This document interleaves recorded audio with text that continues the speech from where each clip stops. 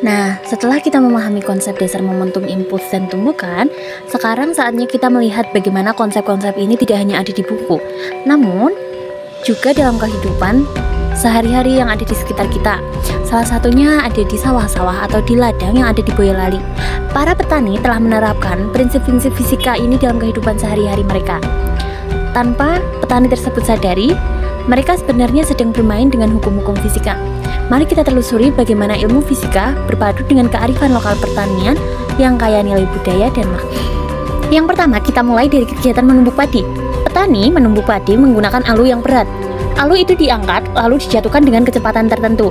Ketika alu mengenai butiran padi, terjadi tumbukan tidak elastis, yang artinya sebagian energi kinetik berubah menjadi panas dan bunyi, bukan terpantul kembali. Kemudian, gaya besar yang diberikan dalam waktu sangat singkat disebut dengan impuls.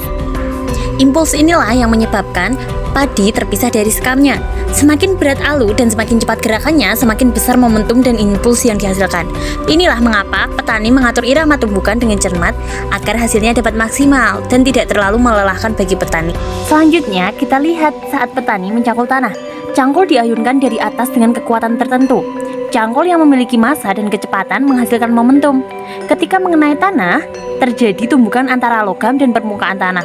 Tanah yang keras akan menghentikan momentum cangkul secara tiba-tiba, menghasilkan tumbukan yang terasa berat di tangan petani.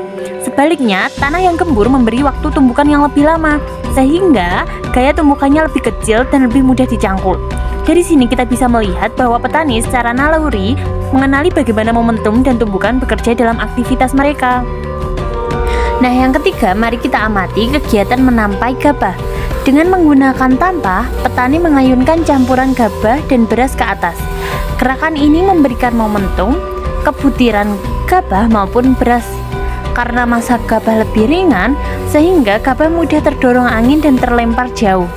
Sementara, beras memiliki massa yang lebih berat, sehingga jatuh hampir lurus kembali ke tampah. Inilah proses alami yang memanfaatkan perbedaan momentum untuk memisahkan dua jenis butiran berdasarkan massa dan kecepatan geraknya. Yang keempat adalah menyabit. Dalam aktivitas menyabit, petani mengayunkan sabit cepat untuk memotong batang padi. Sabit yang memiliki massa dan diayunkan dengan cepat memiliki momentum yang besar. Momentum inilah yang membantu sabit memotong dengan lebih efisien. Yang terakhir yaitu pada proses menggiling gabah. Alat manual atau mesin yang digunakan untuk menghancurkan butiran gabah. Proses ini terjadi melalui tumbukan-tumbukan kecil yang terjadi secara berulang. Tumbukan ini tidak elastis karena energi kinetik sebagian besar berubah menjadi panas dan perubahan bentuk. Petani tahu bahwa semakin cepat alat digerakkan, maka semakin cepat gabah halus karena semakin sering terjadi tumbukan dalam waktu tertentu. Impuls total pun dapat bertambah. Dari menumbuk padi hingga menggiling padi, dari mencangkul tanah hingga menampai gabah, para petani Boyolali telah lama menjadi praktisi fisika sejati. Tanpa rumus, tanpa papan tulis, tapi penuh keterampilan dan pemahaman nyata. Mari kita belajar dari mereka bahwa fisika bukan hanya soal angka, tapi juga soal kehidupan.